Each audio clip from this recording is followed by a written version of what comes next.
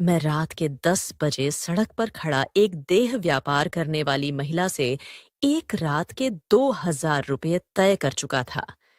वह महिला मेरी गाड़ी में बैठने ही वाली थी कि दूर से एक मासूम सी लड़की, जिसकी उम्र मुश्किल से 18 या 19 साल रही होगी, दौड़ती हुई मेरी ओर आई और हाथ जोड़कर बोली, साहब, भगवान के लिए मुझे अपने साथ ले चलिए। आप जो कहेंगे मैं करूंगी। बस बदले में मेरी मरी हुई मां के अंतिम संस्कार का खर्च दे दीजिए। उसकी आंखों में आंसू थे। मैं उसे देखकर जोर से हंस पड़ा। मैंने सोचा कि इन धंधे में लगी लड़कियों ने अब भावनात्मक रूप से ब्लैकमेल करने का नया तरीका ढूंढ निकाला है, ताकि खुद को मासूम साबित कर सकें। मुझे पूरा यकीन हो गया कि यह लड़की झूठ बोल रही है। खैर, मैंने उस लड़की को ऊपर से नीचे तक बड़े गौर से देखा। वह उस औरत से कहीं ज्यादा खूबसूरत और कम उम्र की थी। मैंने उससे कहा, सोच लो, मैं जो भी कहूंगा तुम्हें करना होगा। इस बार उसने आंखें नीची करके कहा, मैं तैयार हूं। मैंने उसे गाड़ी में बैठाया और गाड़ी होटल की ओर दौड़ा दी। मैंने उसकी आंखों में देखा। उनमें अब भी नमी थी, लेकिन वह बिल्कुल शांत थी। मैंने बातचीत शुरू करने के लिए उसका नाम पूछा, तो उसने अपना नाम अंजलि बताया। मैंने पूरी रात उस लड़की का इस्तेमाल किया और उसका नृत्य भी देखा, क्योंकि मुझे नृत्य देखने का भी बहुत शौक था। सुबह होने से पहले ही मैंने कुछ आर-जेर हजार उसके सामने फेंक दिए और कहा, आगे से इस काम के लिए झूठ मत बोलना। उसकी आंखों में फिर आंसू थे। वह बोली, मेरी मरी हुई मां को कंधा दे दो, अब तो उसे कोई कंधा भी नहीं देगा। अचानक मेरे भीतर कुछ रुक सा गया था, जैसे दिल की धड़कन ने एक पल के लिए रुककर उस वाक्य को सुना हो। मेरे होठों पर जो शब्द जमे थे, वे गले में अटक गए। पहली बार मुझे महसूस हुआ कि शायद मैं किसी ऐसे सत्य को देख रहा हूं जिसे समझने के मैं योग्य नहीं था। वह कोई आम लड़की नहीं थी। उसका सच, उसकी खामोशी, उसकी थकान, ये सब कुछ मिलकर मेरी हंसी को समाप्त कर चुके थे। मैंने स्वयं को संभालने की कोशिश की, होठों पर एक झूठी हंसी लौटाते हुए कहा, अगर सच में तुम्हारी मां मरी है, तो मैं तुम्हें 50 लाख इनाम दूंगा। वहां मेरी आंखों में आंखें डालकर कुछ देर देखती रही, फिर बिना कुछ कहे मुड़ी और बाहर की ओर चल दी, और मैं उसके पीछे हो लिया। यूं ही मजाक में मुझे लगा जैसे मैं कोई फिल्म देख रहा हूं या किसी खेल का हिस्सा हूं, जिसमें अंत में सभी हंस पड़ते हैं, मगर दिल का एक कोना कह रहा था, यह कोई खेल नहीं, यह कोई पीड़ा है, कोई कहानी है, जिसका आरंभ तो हो चुका है, लेकिन अंत अभी मेरे नियंत्रण में नहीं है। गाड़ी की ओर जाते हुए मैंने देखा कि उसके कदम और भी भारी हो चुके थे, जैसे वह खुद से लड़ रही हो कि यह बात सच है या वह व्यंग जो मैंने किया। मैंने दरवाजा खोला और वह चुपचाप बैठ गई। रास्ता तय करते हुए हम दोनों चुप रहे। मेरी गाड़ी के हीटर से निकलती गर्म हवा हमें शारीरिक रूप से तो गर्म रख रही थी, मगर उस रात की ठंड में कुछ और भी था, कुछ ऐसा जो सांसों को भी जमा देता था। रास्ते भर वह चुप रही। गाड़ी में संगीत बंद था। हीटर की गर्मी भी धीमी हो चुकी थी और हमारे बीच एक ऐसी चुप्पी फैल गई थी जो न तो अजनबीपन थी, न ही निकटता। बस एक भारी सच की उपस्थिति थी। मैं उसे देखना चाहता था, उसकी आंखों से कुछ समझना चाहता था, मगर वह खिड़की के पार झांक रही थी, जैसे शहर की रोशनी में किसी पुरानी याद को ढूंढ रही हो, जैसे उसे पता हो कि मैं मजाक में उसके साथ आया हूं। मगर वह भी शायद अब गंभीर हो चुकी थी, या शायद वह पहले से ही गंभीर थी। मेरी सांसें भारी हो रही थीं और दिल में एक अनजानी सी घबराहट थी, शायद इसलिए कि मैं पहली बार किसी ऐसी सच्चाई की ओर जा रहा था जिसे मैंने हमेशा पैसों के पीछे छोड़ दिया था। शहर की रोशनियां पीछे छूटने लगीं, सड़कें संकरी होती गईं, आसपास के मकान जजर बिजली की तारें झूलती हुईं, और हर मोड़ पर एक अजनबी निगाह गाड़ी को घूरती हुई सी प्रतीत हो रही थी। गाड़ी उबड़ खाबड़ सड़क पर झटके खा रही थी। मैंने अंजलि की ओर देखा। उसका चेहरा शांत था, ना कोई डर, ना कोई घबराहट, जैसे वह सालों से इसी रास्ते पर चल रही हो। हर दिन किसी शव के साथ फिर हम एक दरवाजे के सामने रुके। मैंने जैसे ही गाड़ी रोकी, दरवाजा अपने आप खुल गया। अंदर से किसी ने नहीं खुला था। वह पहले से ही आधा खुला था, जैसे किसी ने समय के साथ हार मान ली हो। अंदर कदम रखते ही हवा में एक अजीब सी गंध थी, बंद कमरे की सीलन वीरानी और मृत्यु की। मेरे कदम धीरे धीरे बढ़ने लगे। एक छोटे से गलियारे से गुजरते हुए हम एक अंधेरे कमरे में पहुंचे, जहां एक पुरानी खटिया पर सफेद चादर तनी हुई थी। उसके पास दो छोटे बच्चे बैठे थे। उनके चेहरों पर ना तो आंसू थे, न सवाल, सिर्फ एक ठहरी हुई खामोशी और वीरानी थी। मेरी नजरें उस चादर पर जमी रहीं। फिर अंजलि ने धीरे से चादर का एक कोना उठाया। नीचे मां की लाश थी। चेहरा शांत, होंठ बंद, आंखें मूंदी हुई थीं, लेकिन चेहरे पर ऐसी थकान थी जैसे बरसों की मेहनत और संघर्ष अब थम गया हो। जैसे वह औरत जिसने अपनी पूरी जिंदगी, उम्र, स्त्रीत्व, बीमारी और सम्मान बचाने में लगा दी हो, अब अंत में सुकून में हो। मेरे कदम पीछे हटने लगे, लेकिन शरीर हिल नहीं रहा था। आंखों में नमी भरने लगी, लेकिन मैंने खुद को संभाला।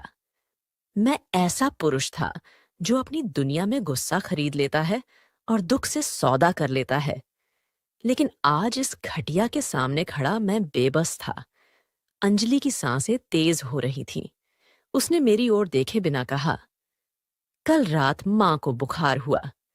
दवा खरीदने के पैसे नहीं थे। मैंने पास की दुकान से उधार मांगा, लेकिन दुकानदार ने ऐसे देखा जैसे मैं कुछ और मांग रही हूं। मैं वहां से भाग आई। रात भर मां का शरीर जलता रहा। बच्चों ने पानी पिलाया, लेकिन कोई फायदा नहीं हुआ। सुबह उनकी सांसें थम गईं और मैं सड़क पर आ गई। शायद कोई फरिश्ता मिल जाए या कोई तमाशबीन। उसकी आवाज में वह दर्द था जो भूख, थकान और शर्मिंदगी से पैदा होता है, लेकिन साथ ही एक अजीब सी आत्मसम्मान भी था, जैसे वह जानती हो कि आज उसने अपनी आखिरी उम्मीद भी खो दी है। मैंने सिर झुका लिया और चुपचाप कुर्सी पर बैठ गया। मेरे दिमाग में शोर मचने लगा। जिस लड़की को मैं पहले सड़क पर एक बहाना बनाने वाली, झूठ बोलने वाली या आम सी कहानी बताने वाली समझता था, वह आज मेरे घमंड के सामने एक आईना रख रही थी। मैंने अपनी जिंदगी में सैकड़ों झूठ और धोखे देखे थे, लेकिन आज पहली बार एक सच्चाई ने मुझे खामोश कर दिया था। अंजलि ने फिर बात शुरू की। पापा हमें बचपन में छोड़ गए थे। माँ ने दर्जनों जगह काम किया, घरों में सफाई की, लोगों के कपड़े धोए, लेकिन हमें कभी भीख मांगने के लिए दरवाजे पर नहीं भेजा। मैंने उसकी आंखों की तरफ देखा।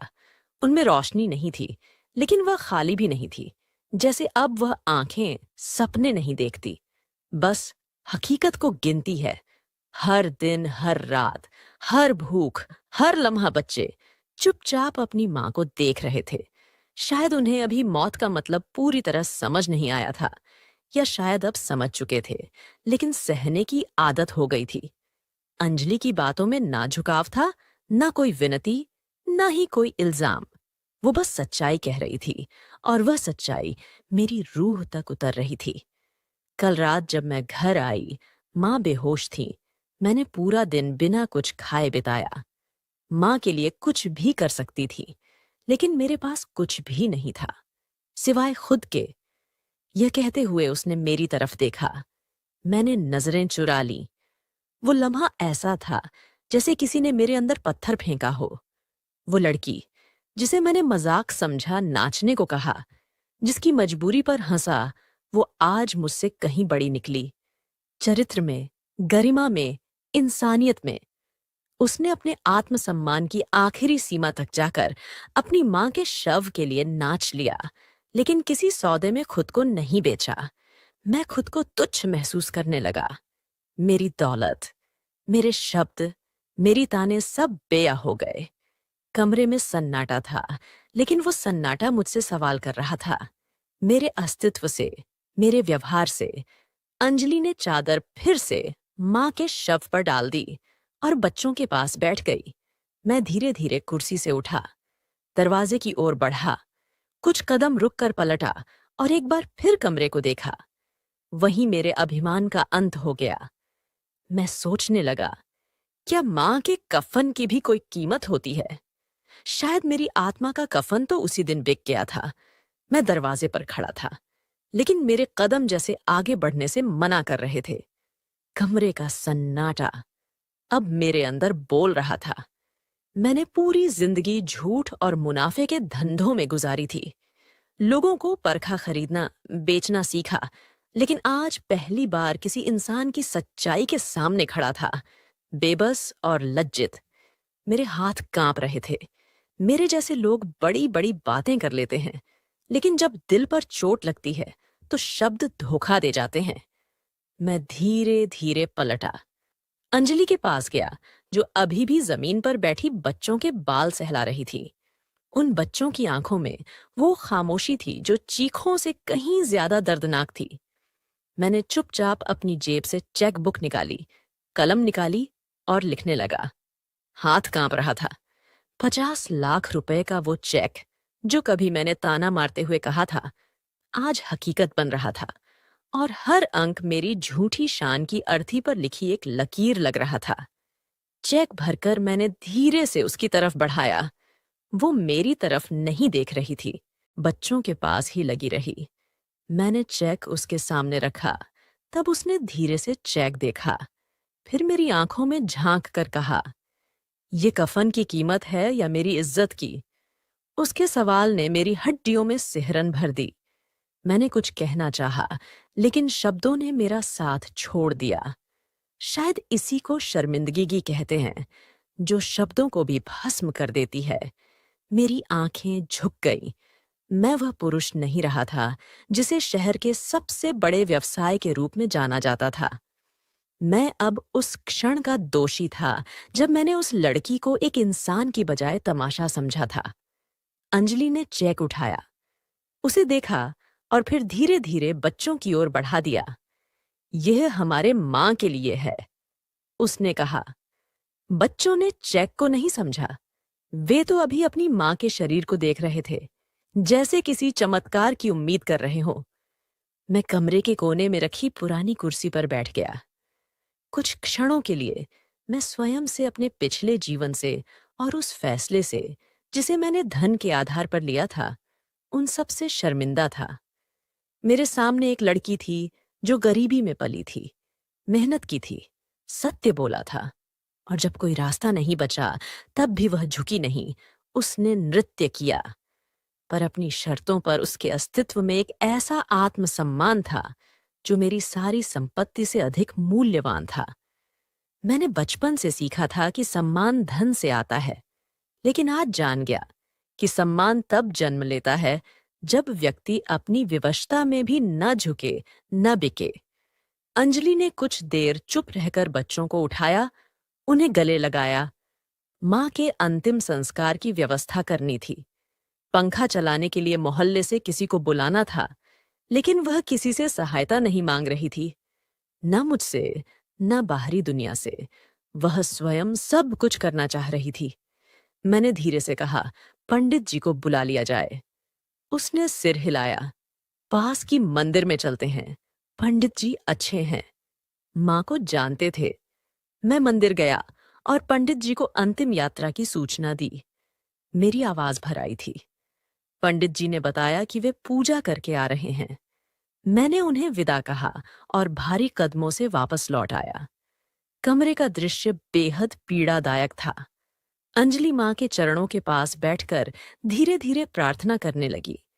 उसकी आवाज में कंपन था, लेकिन शब्द सटीक थे, जैसे वह मां को अंतिम बार विदा कर रही हो। उस क्षण मैंने महसूस किया कि कुछ लोग हमारे विश्वास, हमारी भाषा, हमारी संस्कृति और हमारी शिक्षा से भी महान होते हैं, और वे अपने चरित्र से जीवन का असली अर्थ सिखाते हैं। कमरे के बाहर की अंधेरी गली में सन्नाटा था, लेकिन भीतर हर सांस की आवाज अब स्पष्ट सुनाई दे रही थी। बच्चों की सिसकियां, अंजलि की प्रार्थनाएं और मेरे भीतर का वह शोर जो थमने का नाम नहीं ले रहा था। पंडित जी आ चुके थे। एक रोशन चेहरा, सादा पहनावा और उनकी निगाहों में वह करुणा जो शब्दों से नहीं बल्कि आचरण से महसूस होती है। वह शव के पास आए, सिर पर हाथ रखा और धीरे धीरे राम नाम का पाठ शुरू कर दिया। मेरे लिए यह सब नया था। मैं अब तक अंतिम संस्कारों में केवल औपचारिकता के लिए शामिल हुआ करता था, कभी उसकी गहराई को महसूस नहीं किया था। लेकिन आज मैं हर शब्द, हर क्रिया को पूरी शिद्दत से महसूस कर रहा था, जैसे मैं किसी शव के सामने नहीं बल्कि खुद अपनी धड़कनों के कफन में लिपटा खड़ा हूं। कुछ देर बाद कुछ पड़ोसी भी आ गए। चुपचाप अंतिम यात्रा की तैयारी शुरू हो गई। कोई अर्थी ले आया, कोई पानी, कोई सफेद कपड़ा। सब कुछ इतनी सादगी से हो रहा था, जैसे जीवन का सारा बोझ अंतिम क्षण में बेजान हो जाता है। जब शव को उठाया गया तो अंजलि ने आखिरी बार अपनी माँ के चेहरे को देखा। उसकी आंखें आंसुओं से भरने को थीं, मगर वह खुद को रोक कर खड़ी रही। उसने माँ की कंधों को चूमा और सिर झुका लिया। मैं अपने जीवन में पहली बार किसी शव को कंधा देने के लिए आगे बढ़ा। पंडिताजी ने मुझसे रिश्ता पूछा। मेरे होठों पर कुछ नहीं आया। एक पल के लिए सोचा, झूठ बोल दूं, कोई रिश्ता बता दूं? मगर फिर दिल से एक आवाज आई, मानवता। पंडिताजी ने चुपचाप सिर हिलाया और मैंने कंधे के नीचे हाथ रखकर उस शव को उठाना शुरू किया। पहली बार किसी बोझ को दिल से उठाया। आसमान से हल्की बूंदा बंदी शुरू हो गई थी। जमीन गीली हो रही थी, लेकिन मेरे अंदर कुछ धुल रहा था। अहंकार, घमंड, व्यंग और वह दूरी जो मैंने स्वयं अपने और सच्चाई के बीच खड़ी कर रखी थी। फिर हम अंतिम यात्रा के साथ निकल पड़े, खामोशी से उस बोझ को लेकर, उस रास्ते पर जो सच्चाई की ओर जाता था, उस महिला को जलाने जिसकी बेटी ने मेरे अस्तित्व को भीतर तक हिला दिया था। हम गलियों से चुपचाप गुजर रहे थे। शव हमारे कंधों पर था, मगर असली बोझ मेरे सीने पर था। श्मशान भूमि पास आ गई थी। पंडिताजी सबसे आगे चल रहे थे। उनके होंठ लगातार प्रार्थना कर रहे थे। उनके चेहरे पर एक रोशनी थी और एक ऐसा सुकून जो मेरे भीतर कहीं नहीं था। जब हम श्मशान भूमि के प्रांगण में पहुंचे तो कुछ और लोग भी आ गए। कुछ अनजाने चेहरे, कुछ मोहल्ले वाले और कुछ महिलाएं जो बाहर खड़ी होकर देख रही थीं। हर किसी की नजर बार बार अंजलि पर जा रही थी, जो चादर में लिपटी शांत खड़ी थी। उसकी आंखों में अब भी आंसू नहीं थे, जैसे वह खुद को रोने की इजाजत ही नहीं दे रही हो। वह अपनी माँ के चेहरे को आखिरी बार देख चुकी थी और अब उसका अस्तित्व केवल एक सामाजिक औपचारिकता बनकर रह गया था। मैं सबके साथ खड़ा था, मगर मेरे दिल की जो प्रार्थना थी वह जुबान पर नहीं आ पा रही थी। मेरे शब्द कहीं अंदर ही उलझ गए थे। दिल की आवाज बस इतना कह रही थी कि अगर माफी का कोई डर है तो वह आज सामने आ जाए। अगर इंसान बनने का कोई दूसरा मौका होता है तो शायद यही पल होता जब शव को श्मशान भूमि की ओर ले जाया गया। मैंने एक बार फिर कांधा दिया। हल्की बारिश और वह खामोशी जिसमें सिर्फ कदमों की आहट सुनाई देती थी। लकड़ियां तैयार थीं। जैसे ही शव को नीचे उतारा गया, निमारा ने एक क्षण के लिए जमीन की ओर देखा। उसकी पलकें कांप उठीं। शायद यही वह पल था जब उसके धैर्य की आखिरी डोर टूट गई। एक आंसू उसकी आंख से गिरा और जमीन पर टपक पड़ा। एक खामोश गवाही जलाने की प्रक्रिया पूरी हुई और लोग एक एक कर लौटने लगे। मैं वहीं खड़ा रह गया। मेरे कदम जमीन से जैसे चिपक गए थे। चाहता तो तुरंत निकल सकता था, वापस लौट सकता था अपनी दुनिया में, गर्म कपड़े, महंगे कमरे और बिना दर्द की रातों में। मगर नहीं, मेरे अंदर कुछ कह रहा था कि यह सफर अभी समाप्त नहीं हुआ है। नीमरा वहीं एक पत्थर पर बैठ गई। दोनों बच्चे उसके पास आकर चुपचाप बैठ गए। उसने उन्हें अपने बाहों में समेट लिया। उनमें से छोटे बच्चे ने उसके कान में कुछ कहा। मैं थोड़ा नजदीक हुआ और सुन सका। माँ कब आएंगी? यह सवाल था या किसी छुरी की तरह चुभता हुआ वाक्य। निम्मरा ने बच्चे की ओर देखा। कुछ देर खामोश रही। फिर बस इतना कहा, वो अब नहीं आएंगी, मगर अब हमें खुद सब कुछ बनना है। मैं पीछे हट गया, एक दर्द में डूबे हुए इंसान की तरह खड़ा होकर यह सब देखता रहा। मेरा दिल जैसे मुझसे खुद सवाल कर रहा था, मैं क्या था? एक अमीर इंसान या सिर्फ एक खोखला खोल जो बरसों से संवेदनहीनता की पोशाक पहनकर जी रहा था? जब बच्चे ने माँ के बारे में पूछा, मैं चाहता था कि कुछ कहूं, कोई वादा कर दूं, कोई सहारा दे दूं, मगर मेरे भीतर अब भी झिंझक थी। मैं नहीं चाहता था कि वे समझे कि मैं कुछ खरीदने आया हूं। नहीं, आज नहीं। आज मैं सिर्फ एक इंसान बनना चाहता था, ना कोई खरीदार, ना कोई मालिक। मैंने वापसी की राह ली। मेरे कदम धीमे थे, दिल बुझा हुआ गाड़ी तक पहुंचा, दरवाजा खोला, अंदर बैठकर एक गहरी सांस ली। भीतर अब भी उसकी खुशबू बाकी थी, वही खामोशी जो वो साथ लाई थी। मैंने कुछ देर के लिए गाड़ी का इंजन बंद रखा, रोशनी से दूर धुंध में डूबा। वह इलाका मेरे मन में गूंज रहा था, हर गली, हर ईंट, हर लम्हा। फिर अचानक जैसे किसी ने मेरे भीतर का पर्दा हटा दिया हो, मैंने साइड मिरर में खुद को देखा। वह शख्स जो कुछ घंटे पहले तक शहर का एक संवेदनहीन अमीर था, अब आंखों में अजनबी सी नमी लिए कुछ और बनने की चाह में बैठा था। शायद पहली बार, सिर्फ पहली बार मैंने खुद को वैसे देखा जैसा मैं था, न कि जैसा दुनिया को दिखाया था। उस रात मैं अपने घर वापस नहीं गया। मैंने गाड़ी शहर के एक पार्क के बाहर रोकी, सीट पर लेटकर आसमान की ओर देखा। बादल थे, वह आसमान को भी ढक रहा था। तारे मध्यम थे, जैसे सब मौन गवाह बनकर खड़े हों, और मैं बस सांसें गिन रहा था। आज मैं मर तो नहीं रहा था, मगर मेरा कोई पुराना रूप मर चुका था। वह मैं जो सिर्फ अपने लाभ, अपनी इच्छाओं और अपनी जीत के इर्द गिर्द घूमता था, वह खत्म हो गया था। और जो शेष बचा था, वह कुछ नया था, कुछ शांत, कुछ लज्जित, लेकिन शायद जीवित सूरज के उगने के लिए व्याकुल, पर नींद आंखों से कोसों दूर थी। मैंने फोन निकाला। कई मिस्ड कॉल्स थीं, ज्यादातर दोस्तों की 2-3 बैठकें छूटी थीं, और एक उस स्त्री की जो स्वयं को मेरी जिंदगी का हिस्सा मानती थी, लेकिन मेरी आत्मा से कभी परिचित नहीं हो सकी। मैंने सारी कॉल्स अनदेखी कर दी, फोन बंद किया और आंखें मूंद लीं। आंखें बंद करते ही एक चेहरा सामने आ गया।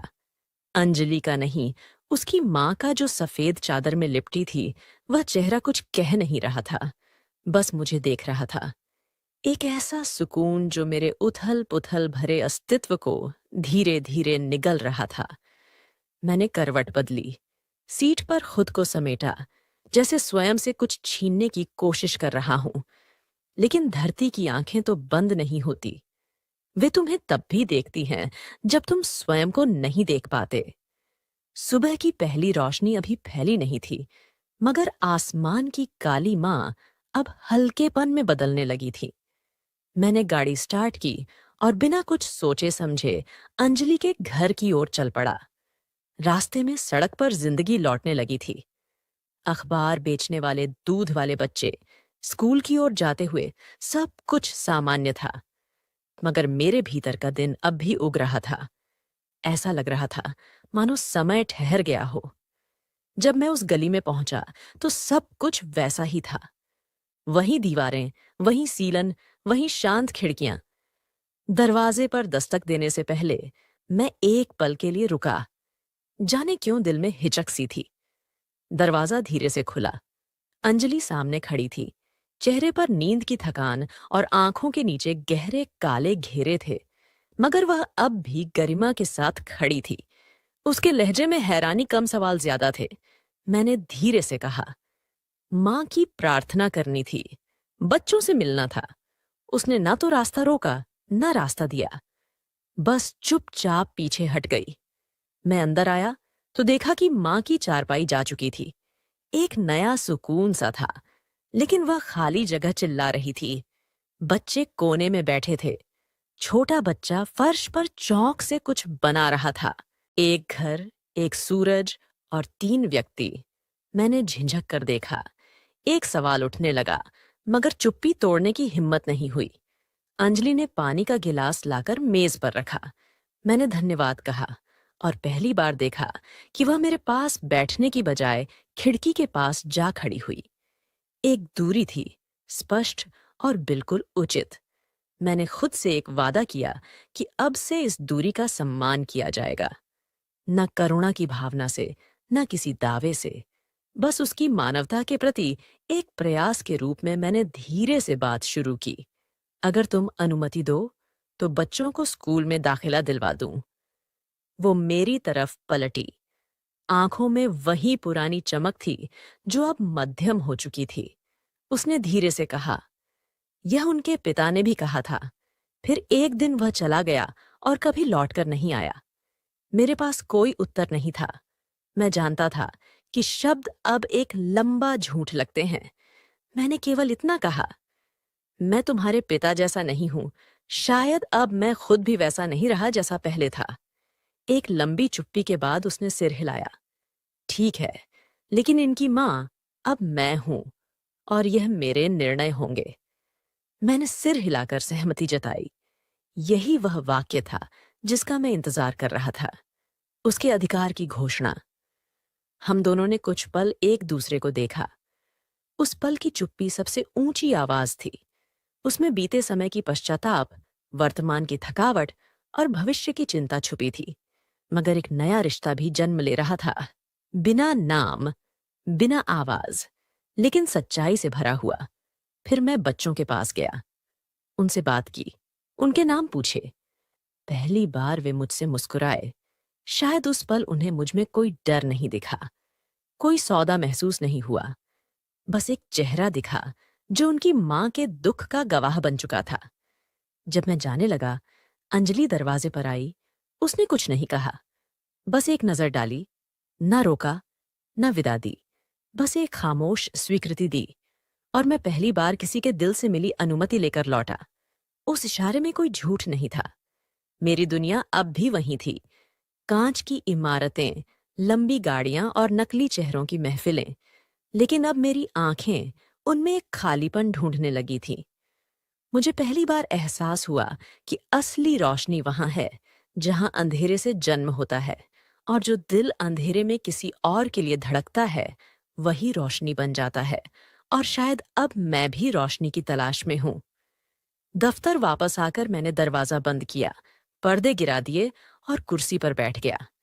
पूरा कमरा, कीमती फर्नीचर, सुगंधित मोमबत्तियां और सजावट, अब सब व्यर्थ लगने लगा था।